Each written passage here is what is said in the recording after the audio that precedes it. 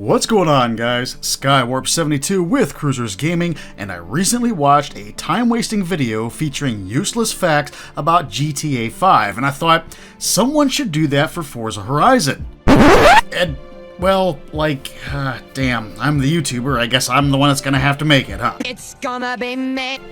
You, as the viewer, are obligated to completely forget about these useless facts the moment that you click off the video. Or maybe just revisit some old Forza Horizons to see for yourself the stuff that I'm talking about. Either way, thanks for watching. And here we go. Let's start off with everyone's favorite things to explore in any Horizon game. No, not the map, but the map glitches or out-of-bounds areas that are just as fun to drive in and explore as the regular map is.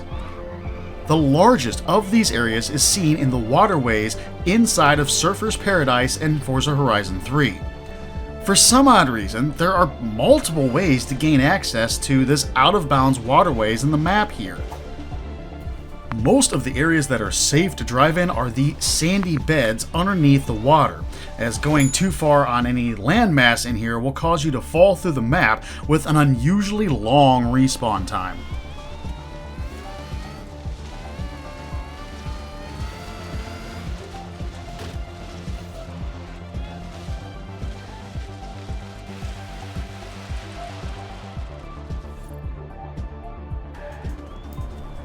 Horizon 2 had this spot in Monticello.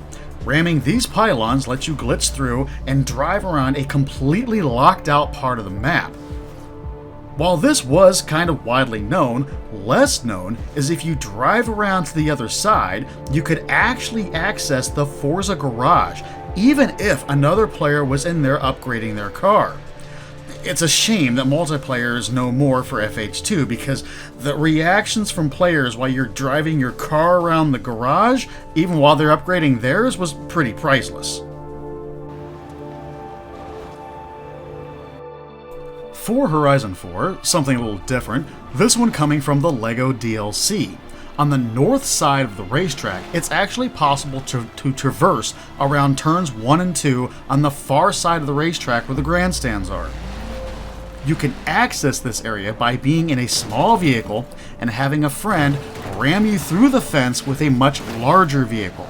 Is he gonna say giggity? Should I say giggity? Are other people allowed to say giggity? Giggity. What?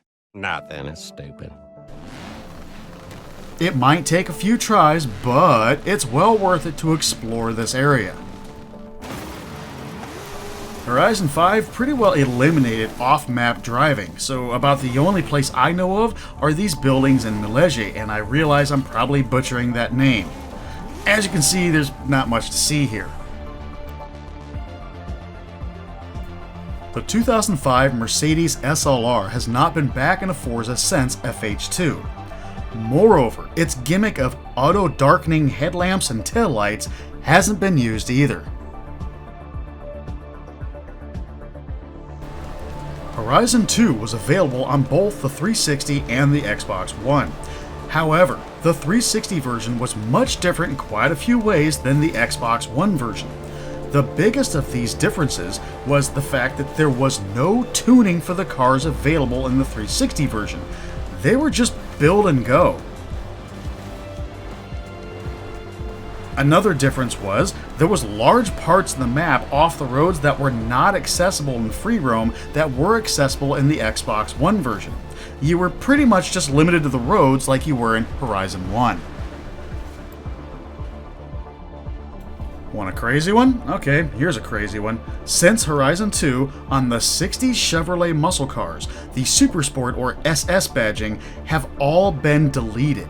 The reason behind this is that Turn 10 and Playground Games didn't want anyone confusing the Supersport badging with the SS that was Hitler's private police force in the Nazi regime in World War II. Yeah, I don't know about you, but the last thing I think of when I see an SS badge on a Chevrolet is the Holocaust. Multiple cars in-game have came with four-wheel steering. However, these cars only retain that four-wheel steering with the stock suspension. Swap out the suspension for anything else, and you lose the ability to four-wheel steer.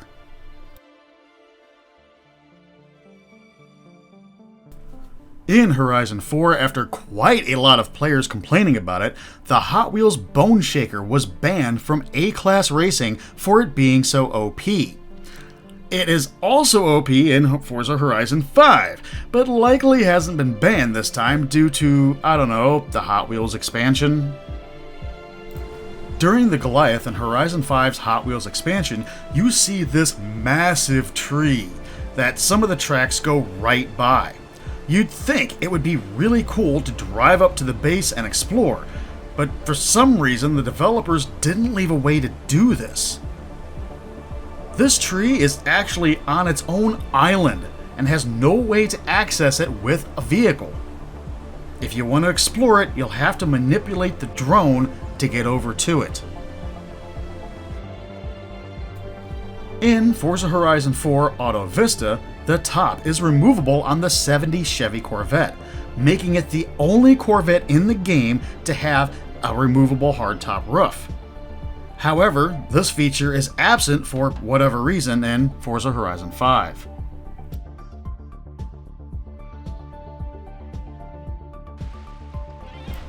There is kind of an unreasonably high level of detail added to the boats, of all things, in Horizon 3 and beyond. Here, a boat that wasn't even meant to get close enough to see the details has these highly detailed interiors, like the seats and cabinets. Normally, this would have never been seen by players. On Horizon 5's Hot Wheels map, all cars are limited to 299 miles per hour, no matter if you go through a speed boost, how much power you put in the car, or how you gear them. The exception to the rule seems to be the Hennessy F5. Horizon 2 had a lack of checkpoints on a lot of the races, making it infamously possible to take major shortcuts. The most famous of these was at the Monticello car meet track, where you could cut through the woods and shave up to 30 seconds off your time in this point-to-point race. Players that did find this out, however, had a much better path through the woods than I did. On the north end of the map in Horizon 4, there's an interesting problem. If you own the Edinburgh Castle and tune a car there, it is possible to get the car to roll down the hill and actually into the street.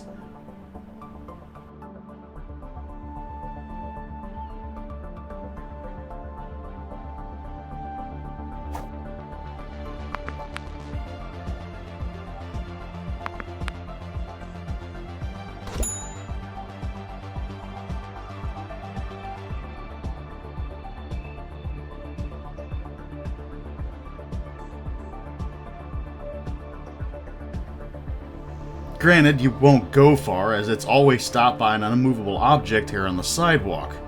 It will actually stay that way until you exit the tune screen.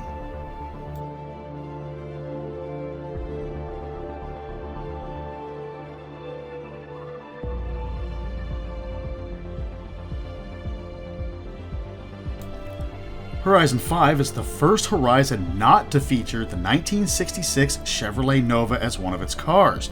And this is saddening to me because it was my favorite dirt racing car.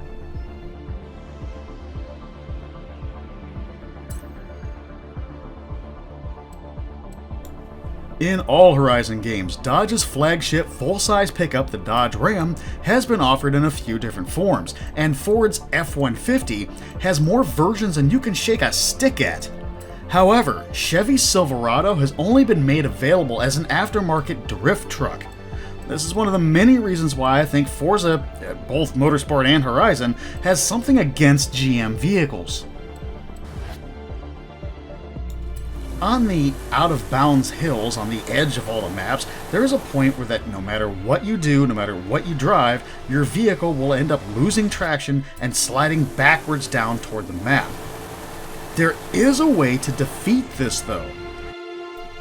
Right as you're going up the hill and you first start to lose traction, hit pause, and then unpause, and you'll have a little bit of traction again. You'll lose traction again, just hit pause, and then unpause, again, rinse and repeat until you drive yourself outside the map. However, you can't physically drive yourself outside the map. Basically what it does is once you get too far, it respawns you on the closest road to where you went actually out of the map.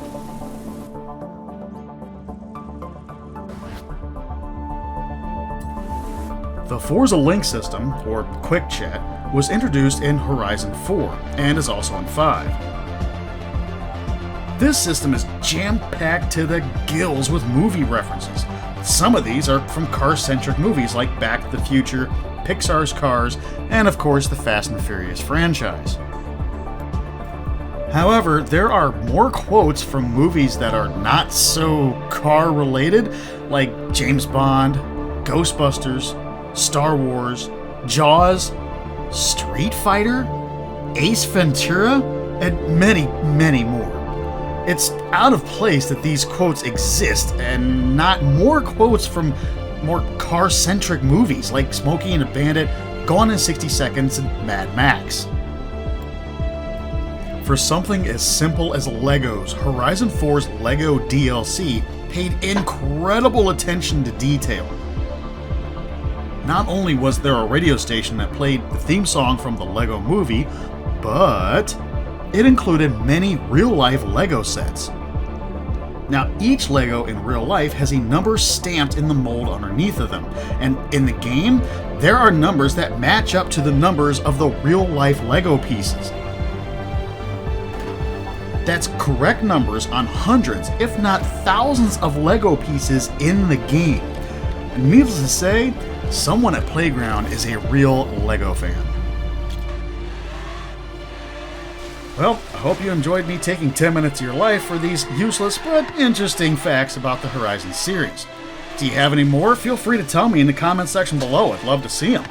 And heck, I might even make a part 2. Subscribe to the channel, like the video, tap the notification bell, check out the Cruiser's social media links and merch links in the description below, and share the video with your friends. Remember, those friends, they're the family you get to choose. I'll see you next week, fellow Cruisers.